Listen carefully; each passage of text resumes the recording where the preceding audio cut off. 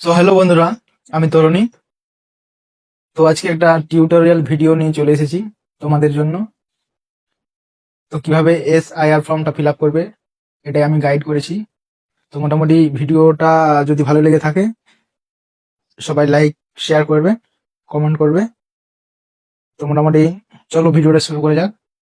তো বন্ধুরা, মোবাইল স্ক্রিনে দেখতে পাচ্ছ এটি একটি SIR ফর্ম। তো আজকে মোটামুটি এই SIR ফর্ম নিয়ে আলোচনা করব, কিভাবে ফিল আপ করা যায় সেটা তোমাদের দেখিয়ে দেবো। তো কিছু প্রাইভেসির দরুন ওপরের কিছুটা অংশ আমি হাইড করে রেখেছি। তো চলো শুরু করি। তো প্রথমে আছে জন্ম তারিখ,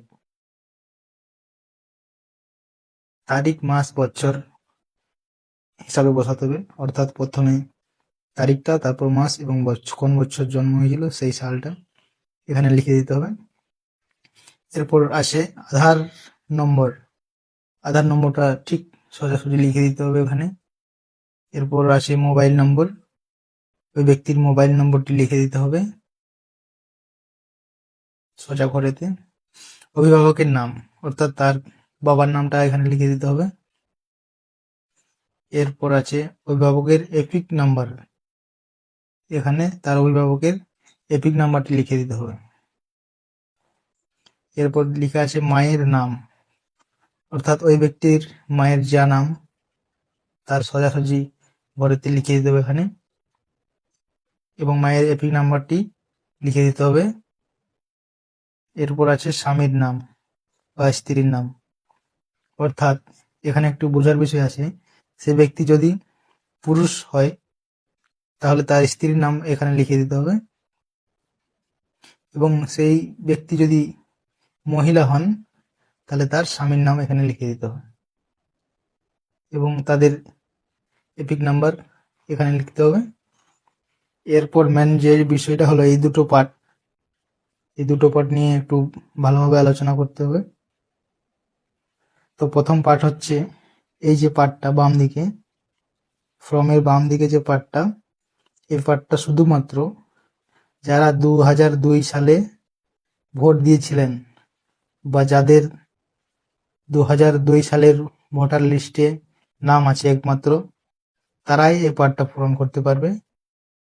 আর যাদের 2002 সালে ভোটার লিস্টে নাম নেই তাদের জন্য এই পার্টটা। তো চলো বন্ধুরা প্রথম পার্টটাই শুরু করি। তো এখানে যে ব্যক্তির নামে ফর্মটা এসেছে, এখানে এখানে তার নামটা লিখে দিতে হবে এবং তার এপিক নাম্বারটা এখানে লিখে দিতে হবে, অর্থাৎ ভোটার কার্ডের যে নাম্বারটি। আত্মীয়ের নাম, তার স্বামী অথবা তার বাবার নাম সেই ব্যক্তি অনুপাতে লিখে দিতে হবে। তার সাথে তার সম্পর্কটা লিখে দিতে হবে এখানে, এবং তার জেলা, এখানে জেলাটা লিখে দিতে হবে। রাজ্য, সেই সময় যে জেলাটা ছিল এখানে জেলাটা লিখতে হবে 2002 সালে। রাজ্য, রাজ্য মোটামুটি পশ্চিমবঙ্গই হবে। বিধানসভা ক্ষেত্রের নাম, বিধানসভা ক্ষেত্রের নাম এখানে যে 2002 সালে যে বিধানসভা ক্ষেত্রটি ছিল সেই বিধানসভা ক্ষেত্রের নাম লিখতে হবে। বিধানসভা ক্ষেত্রের নম্বর, অংশ নম্বর, ক্রমিক সংখ্যা, এগুলো নিয়ে একটু ভালোভাবে আলোচনা করে দেবো। তো এই বিধানসভা ক্ষেত্রের নম্বর এটা কোথায় পাবে? 2002 সালে যে ভোটার লিস্টটা, নির্বাচন তালিকাটা আছে ওখানে ঠিক উপরে দেখবে এই যে শালবনী যেমন আছে, এখানে বিভিন্ন জায়গার লোকের বিভিন্ন থাকবে। যেমন আমাদের শালবনী আছে, এটি হলো বিধানসভা ক্ষেত্র, আর এটি হলো বিধানসভা ক্ষেত্র নম্বর। আর এখানে আছে অংশ নম্বর, এটা পেয়ে যাবে মোটামুটি এই যে অংশ নম্বর, যেখানে ব্যক্তির নামটা থাকবে যে পেজটাতে, তার উপরের যে অংশ নম্বর ওইটি তার অংশ নম্বর। আর ক্রমিক সংখ্যা, অনুমানিক ধরে নিই যে এই ব্যক্তি ফর্মটা ফিল আপ করছে এই ব্যক্তির নামে, তার ক্রমিক সংখ্যা কিন্তু এটা হবে 130। তো এখানে ক্রমিক সংখ্যা ঠিকভাবে বসিয়ে দিতে হবে নিজ নিজ যেভাবে থাকবে সিরিয়াল অনুযায়ী। এরপর চলে যাব এই পার্টে, শুধুমাত্র তাদের জন্য যাদের 2002 সালের লিস্টের নাম নেই।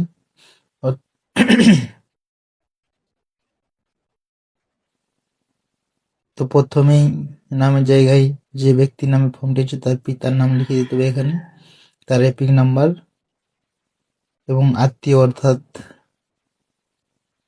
তোমার বাবার বাবা, মানে যে ব্যক্তির নামে ফর্মটা ফিল আপ হচ্ছে তার বাবার বাবার নাম, তার সাথে সম্পর্কটা লিখে দিতে হবে, জেলা, রাজ্য, বিধানসভা ক্ষেত্র, এগুলো সব দেখিয়ে দিয়েছি। অংশ নম্বর, ক্রমিক নম্বর এগুলো দেখানো হয়েছে। লাস্টে এখানে সিগনেচারটা করে নিতে হবে, যারা সই স্বাক্ষর জানেননি তাদের টিপছাপ দিলেই চলবে। তো এই ছিল বন্ধুরা আজকের ভিডিও।